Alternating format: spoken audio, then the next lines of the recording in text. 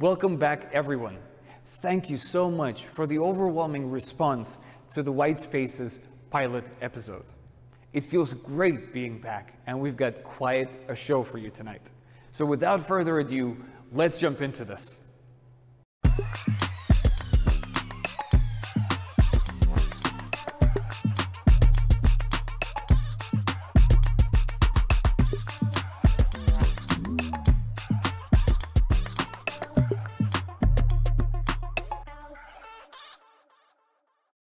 Keeping the momentum high, here's what we've prepared for you. We'll look at the tech news, then we'll sit down with our remarkable guest to talk about corporate innovation, InsureTech, and giving back. And then we'll explore future trends towards the end of the show. So make sure you stick around. Our first bit of news is TikTok, a US-Chinese technological tug of war. Oracle is claiming to take 20% of the stake in the company. But how would that affect the current geopolitical kerfuffle remains to be seen. Then from US and China, we're going to the UK, where Uber has finally been granted license to operate. Despite having its license suspended, Uber still operated in London. With the share price climbing, investors are happy, but there's still no sight of the autonomous cars. And I'm curious, why is that? And on this self-driving suspense note, I would like to introduce our guest tonight. His name is Arun Chaubey, and he's been in the corporate innovation and digital transformation space for the past 10 years. He's also an incredible giver and a community activist. So please welcome Arun.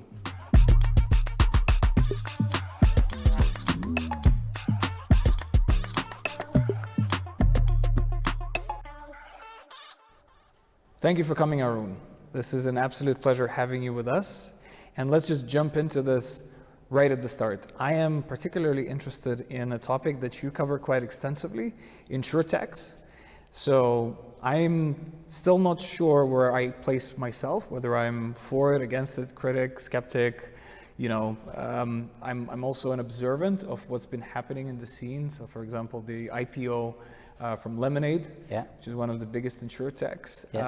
You say a very interesting thing on this specific trend is that InsureTechs don't necessarily have to be startups. So I'm quite curious about what do you mean by that? So I would say, first of all, thank you, Pavel, for having me here. It's a pleasure to be in the studio. And you know, the technology is changing the way we have been living so far, and more so during this pandemic. It has been evident that the future lies within the technology. The human species cannot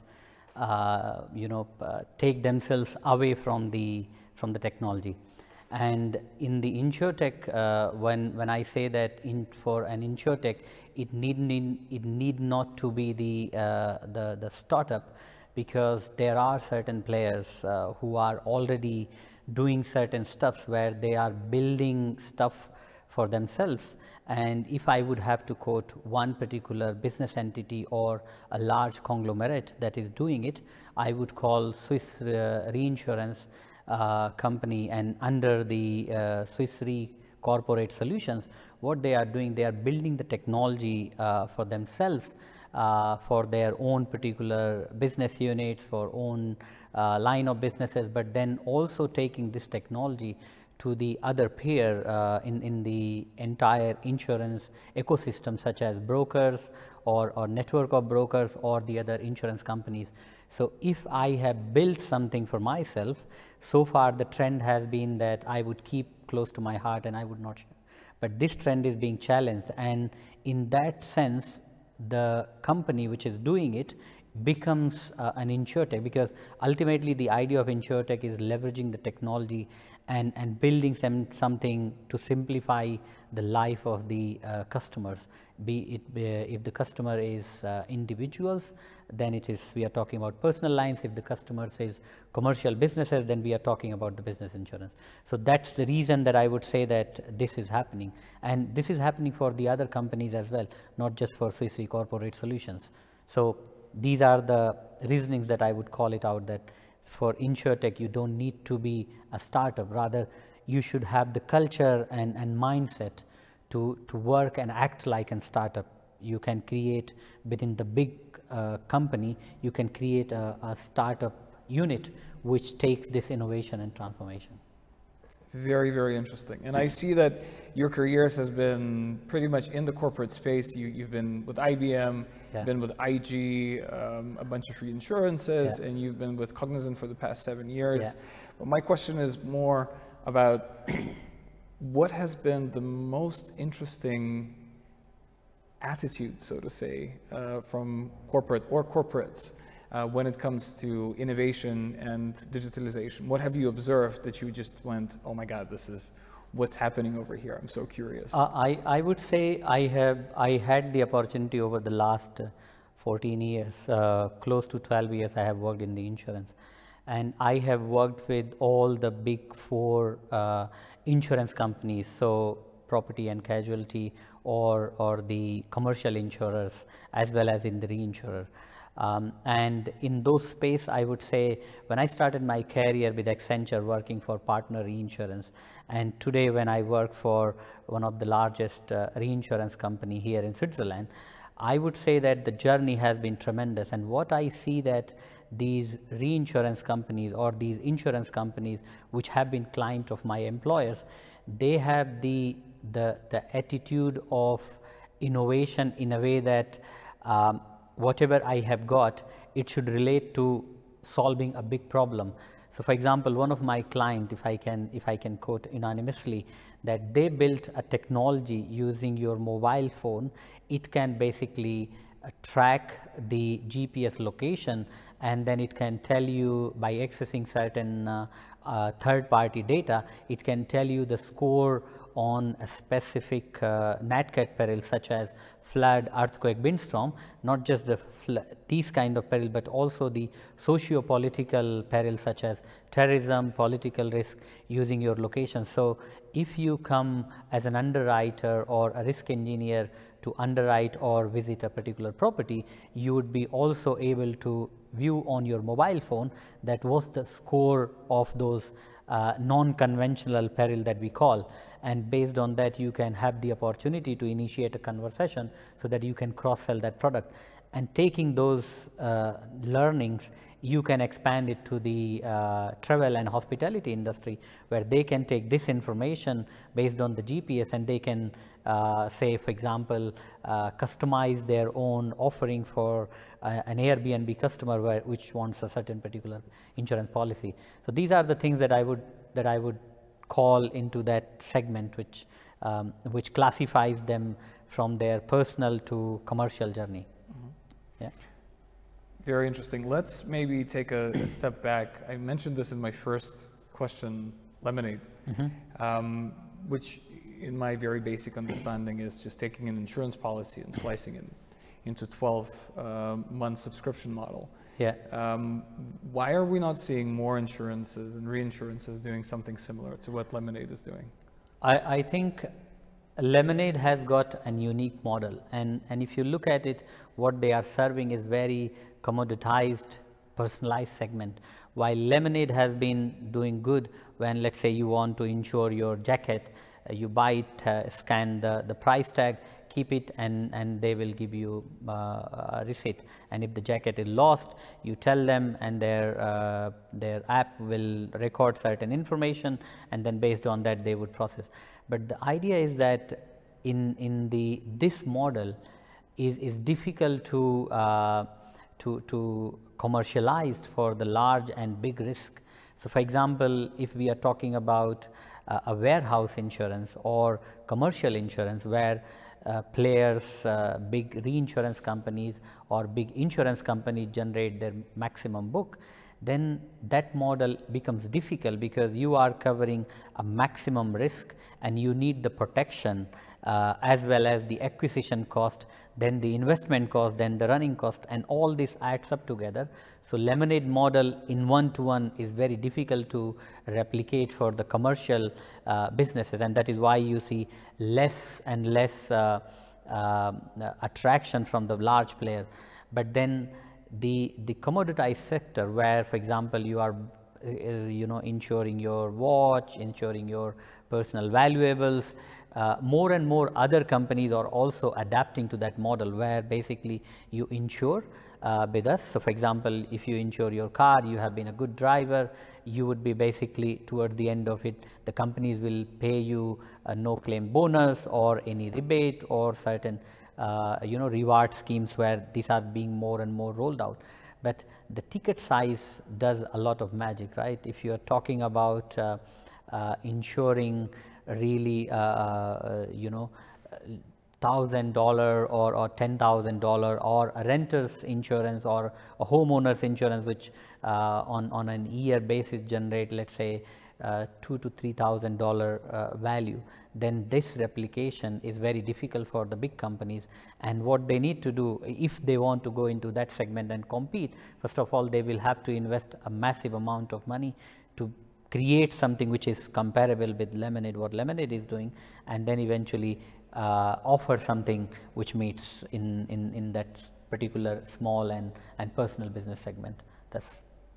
But the market has spoken. I mean, the IPO was successful. There's a ton of users. Yes, because the idea is that the success is basically you are being driven by that personal segment, but it is not that Lemonade has started writing commercial and business insurance where you need massive investment and massive risk appetite, but the personal segment and people want to adapt, right? So, for example, if you go to a traditional insurance company and want to insure your jacket or your personal valuable, it would be really difficult. They might not have a product, whereas with Lemonade, the idea is very simple, that you have an asset which is insurable like laptop, computer, personal valuables. You show them that what it cost, and then basically using that with your demographics information, they would generate a quote for you, whereas for these companies, they are not yet there.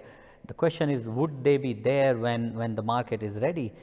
Who knows, only time can tell, but definitely these are the companies which are targeting to a particular segment, to a particular target audience, and they are successful, and that is why the IPO is successful. And I would also say one of the another InsureTech company called Root, you might have heard about that. They raised a few weeks ago, they raised another large funding, and they are also now one of the unicorn. They are also preparing towards the end of this year. They would be also going to the IPO, and they would be also successful. But then that success doesn't mean that they immediately become competitor for the big players, because the big players' biggest risk is not just the personal line, but also the commercial lines where these small InsureTech companies are not yet there. Understood. Yeah. Okay, thank you for that. Yeah. I feel like with my next question, I'm going to pick on something that you are particularly passionate about. So a few years back, you made a number of proposals on how insurance should treat autonomous driving. Yeah. Specifically, you created this INS card ecosystem with an outline of different players and how they should interact. And what was interesting to me is to see that you've given out a few quotes from big tech companies, CEOs, promising a lot of things happen by 2020. Yeah. It's almost the end of the 2020. I don't think we're there yet. And I just want to know from your perspective, where did we go wrong? I think it is not entirely true that it hasn't happened. So I can quote one of the example again from Switzerland and again Swiss Re.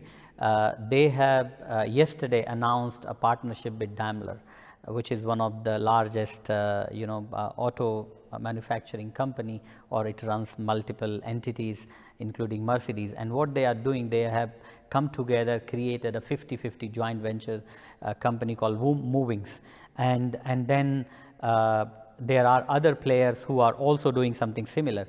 But the idea is that in 2020, the world has shifted the way we saw the world until end of February, right? So the whole plan has gone upside down, but still there are players and there are people and strong leaders which still want to pursue the thinking that was looked into future. Nobody expected that this pandemic would come. I would say the execution has been slow, not dead. there are light towards the end of the tunnel, and I'm sure that as the year progresses, we would at least hear one or two more such announcements, and eventually in 2021, I'm very hopeful as the insurance rates are increasing, we are seeing a hardened market, so insurers will have the opportunity to invest more and innovate more, because they would have additional funding and you know, support from the new world order. There's a very interesting statistic to follow up on that. Yeah. This COVID-19 brought out a bit of risk takers in us. Yeah. What's interesting in the automotive space is that motorcycle purchases are on the rise, and fast cars are also on the rise. So people just decided that, you know, what the hell, might as well, you know, enjoy life and don't commute on a train, and just, you know, just have fun with it. Yeah. And maybe it's also something to do with, you know, being fearful, being a bit more apprehensive, and now kind of realizing that, hey, you know, we don't have that much time in this world, so might as well just take a plunge and do it. Yeah. And what I am particularly interested in is, you talk a lot about, you know, fear as part of the growth component. So actually becoming stronger by overcoming your fears. Yeah. Exactly. And what I'm interested in is, what fear did you overcome by jumping out of a plane? Yeah. And how did it help you grow? And I'm going to show this picture to our audience. And this is you in a tandem jumping out of a plane. So just walk me through this. I'm particularly curious. So basically, this was one of the things that I wanted to do for quite some time.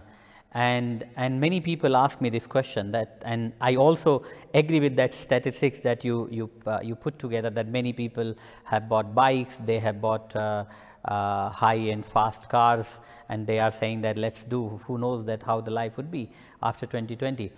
I think I was not motivated by that. I have got 2 kids, my wife, and all 4 of us drove to Interlaken, which is the sport hub for entire Europe, all these you know, adventurous sport. So I think my intention or my reasoning was that if I do this, then it means that I'm overcoming my fear, because I was always fearful when you jump out of the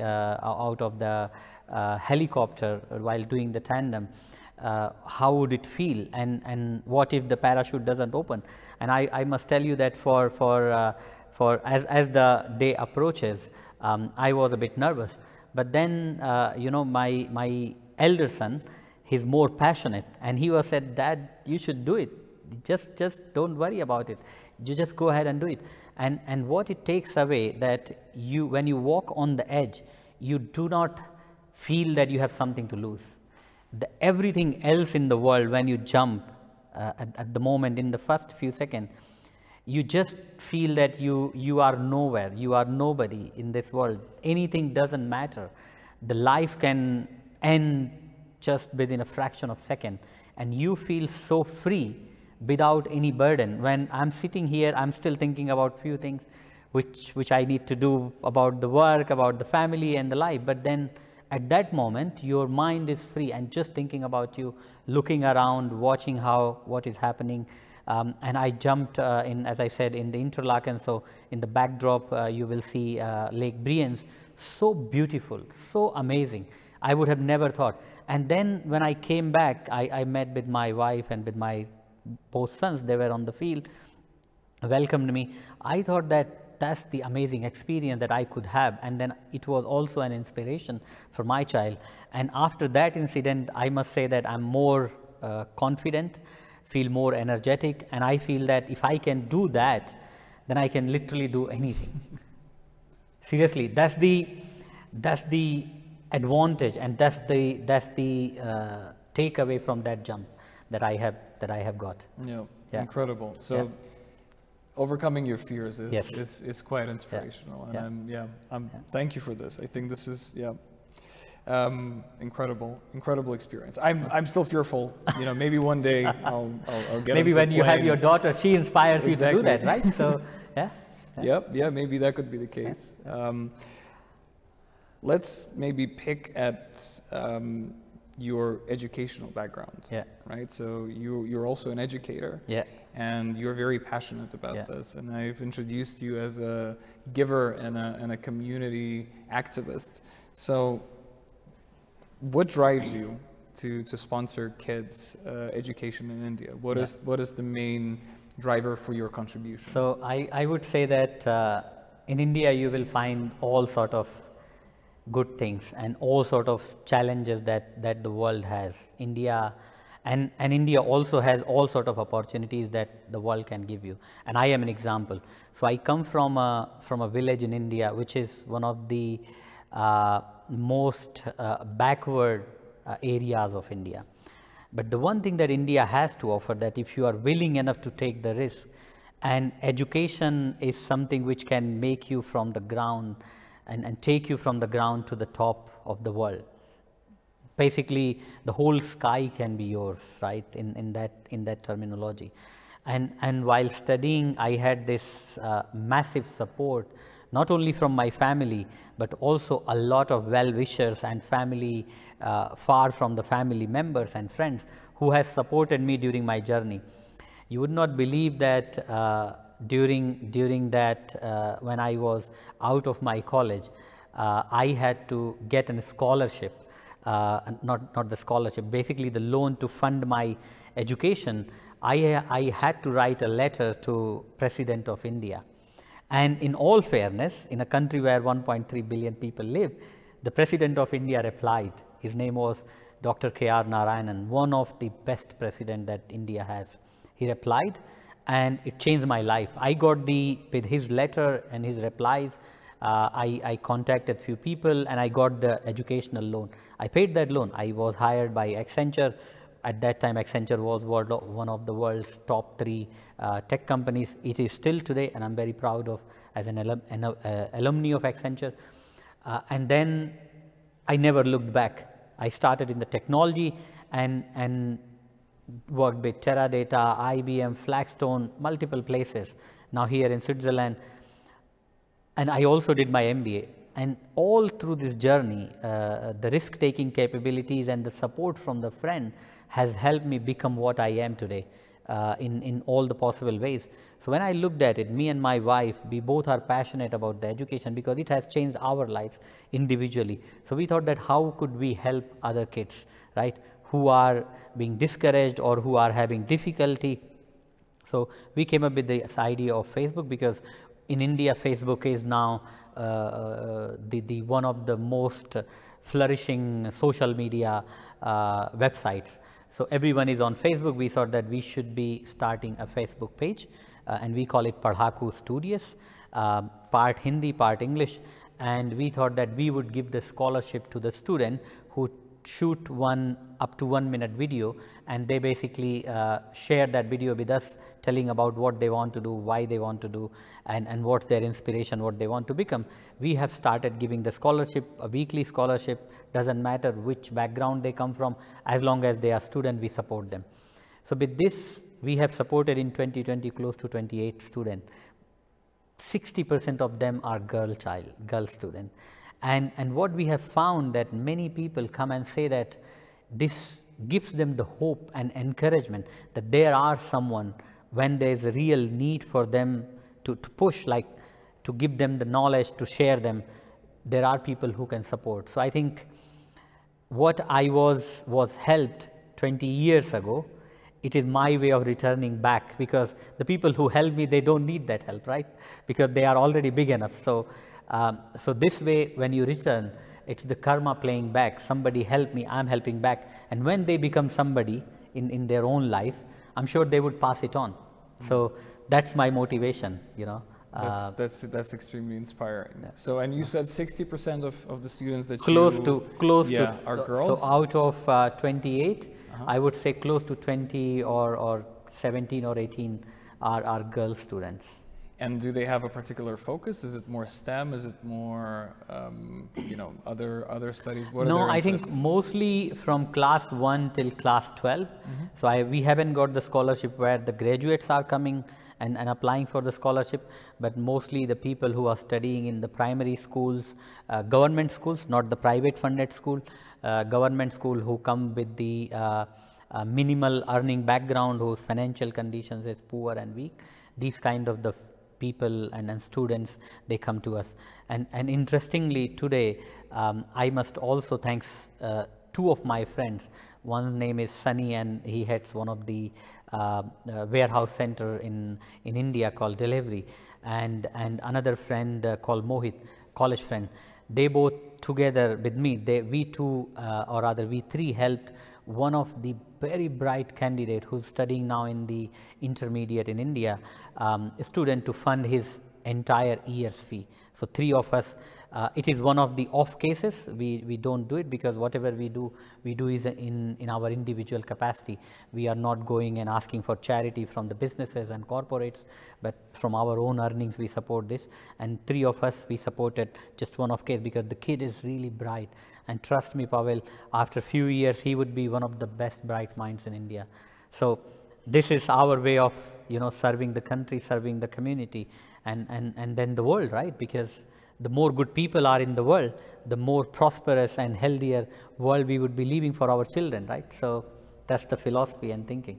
Yeah, I extremely agree with that. I really vibe with that, because to me, giving back is super important. Yeah. And what I appreciate is that you don't have to be vocal about it. You just can give and then, you know, help as much as you can, and it's one of the most incredible feelings that one can have. Indeed.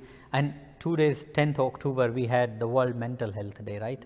There are research which have proven and which have shown that when you give to the others or support and help others, there are the happiness hormones that are generated, that you would be more feeling empowered, encouraged and energized. So in that sense, why would I not share and be helping myself rather than just focusing on me? So this way of thinking keeps me motivated, you know. And on this incredible note, I think we need to wrap things up. And my last question to you would be, for the future entrepreneurs, techies, folks that are watching our program from developing countries specifically, how, when, where should they start? What is the first 3 steps for them? What should they do? I would say, first of all, I would say that they should not kill the idea in their head. You know, that's the biggest challenge that we have with the people who have got the idea. So if you have got an idea, then let's go and execute it. So take the first step. Do not think that what the others will think. And the people in the developing country has this dilemma always and always, that what the rest of the world will think. So don't worry about the rest of the world will, come to your terms once you are successful. Or if you have failed, then you will learn. So take the first step, and then second, find out who are the people who can support you. Reach out to the people like Pavel who can talk to you about your idea. No, literally, I mean, you can do a session with someone on Zoom, right? You can interview them and share the journey. And third, find out the friends who believe in you. So make the team of your own believer. So these are the 3 things that I would basically advise to any budding entrepreneur from the developing countries. Thank you so much. And on this very inspiring note, I invite you to move to the future prediction boards, which is located just over here. And we are back at our ghetto board. I promise you, one day I will improve that, but we have to work with what we have. So it's very, very simple, right? We're thinking about the year 2035, and there are different verticals: social, technological, economical, environmental, political, legal, ethical. You can choose one, you can choose all of them, and I really want you to engage your creative muscle over here and think how the future might look like. Sure.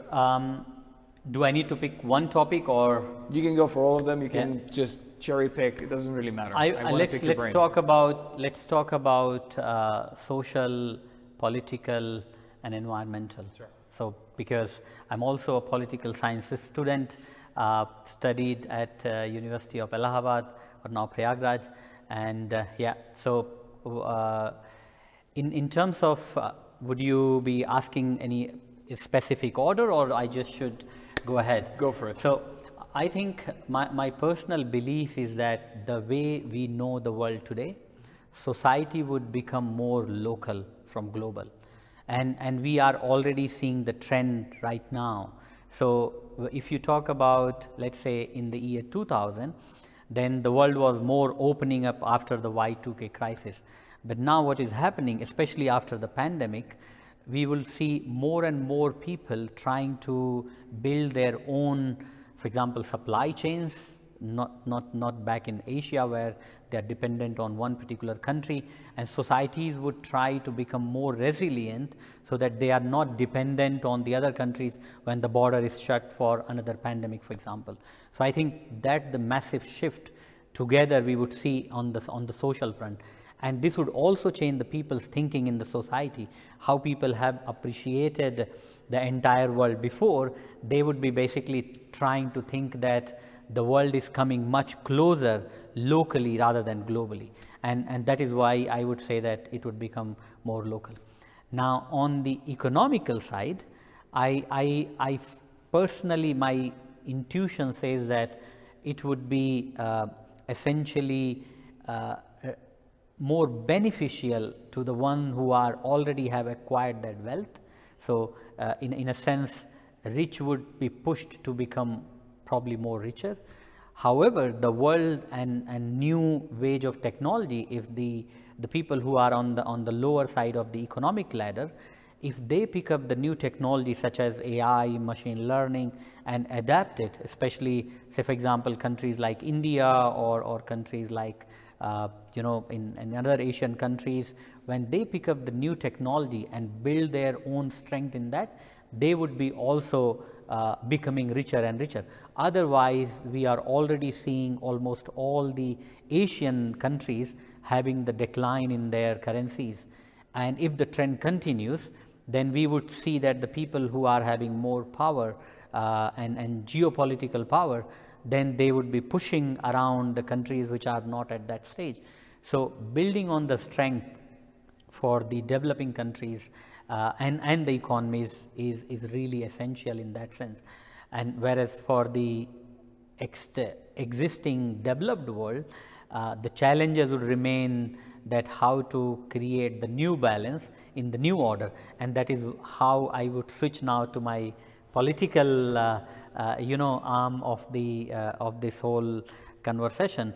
I would say that you will see more and more nationalistic and right-wing policies being promoted, and it is evident already. So if you look at what is happening or what happened in Britain, we saw the Brexit. There are situations where we are already seeing far-right parties like Miss Marie Le Pen making waves for the France. Austria, we see a prime minister where basically we are seeing more and more nationalistic forces coming together. My personal feeling is that people would be more nationalistic in line with where the society, when the society starts looking inward for local, you will see the more and more nationalistic voices come to the power. And I would say that is how the new world probably in the next 10 years, that would be the wave. But nevertheless, I'm in my own personal capacity, I'm not saying that the world would not need cooperation. World would still be cooperating, but the preferences of local would preside the preferences for the global. For example, when environmental challenges will come, then finding a consensus, what we saw in Paris Accord during the summit, basically we could not come to an agreement, and whatever was agreed in the past, during the Obama administration was basically vanished. So I would say these all would be weighed on what works best for the country and for the individual sovereign nation. But nevertheless, there would be on the edge of technology and social changes, there would be collaboration, but up to what extent, we all will have to see in 2035 when we reach there. So it's fair then to say that what Trump has done with his America First policy is just going to be replicated in other countries. I mean, probably. You see Russia doing, have been doing that for a while. Britain doing that. Italy was on the verge of doing that. You know, Austria, all of the other countries, China, obviously doing what's best for China. So it's quite an interesting observation. Yes. And also in all this mix, the finding a common ground which works for all. The crucial role would be played by the world organizations such as United Nations, World Trade Organization. The more powerful they become, the more advantageous it would be for the new world. Yeah. And on this interesting note, I would like to thank you, Arun, for coming, and obviously thank you to our audiences for watching, and what an insightful conversation. Thank you so much. Are we doing this, or how or we can do this? Exactly. Thank you so much. It's a pleasure, Pavel. Thank you. To talk to you. Thank you. Thanks.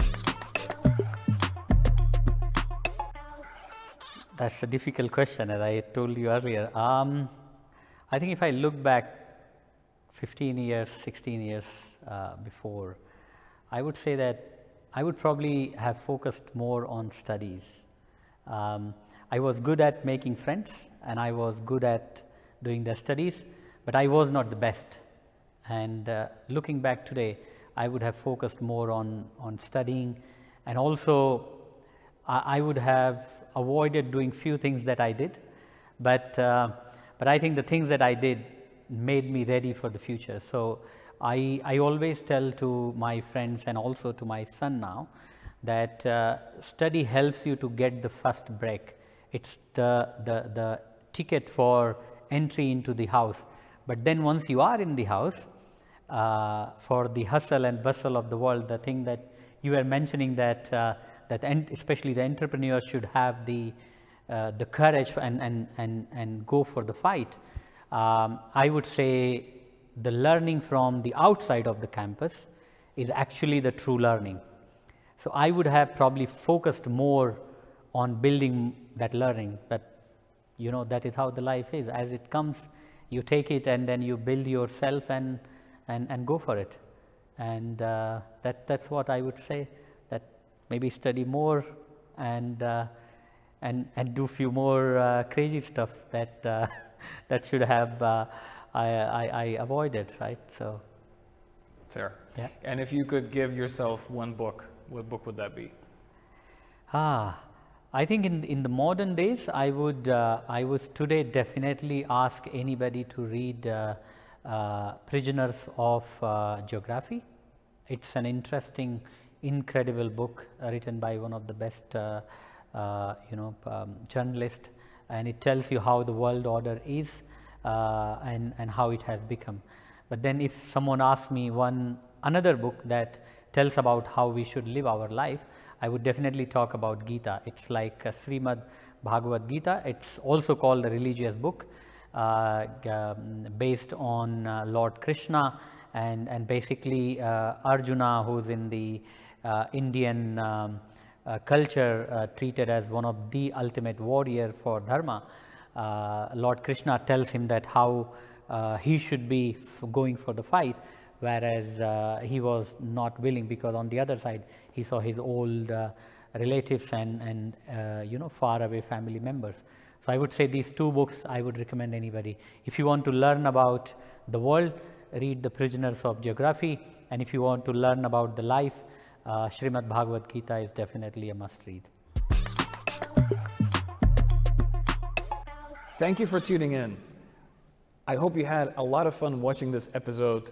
And I really want to thank Arun for coming by. I also want to thank my partner in crime, Oleg, who is actually behind camera. You cannot see him, for producing this incredible episode. And most importantly, our publishers, Sexy BTC, for organizing an incredible community of supporters for our show. Thank you, everybody. Thank you for tuning in, and you stay classy, ecosystem.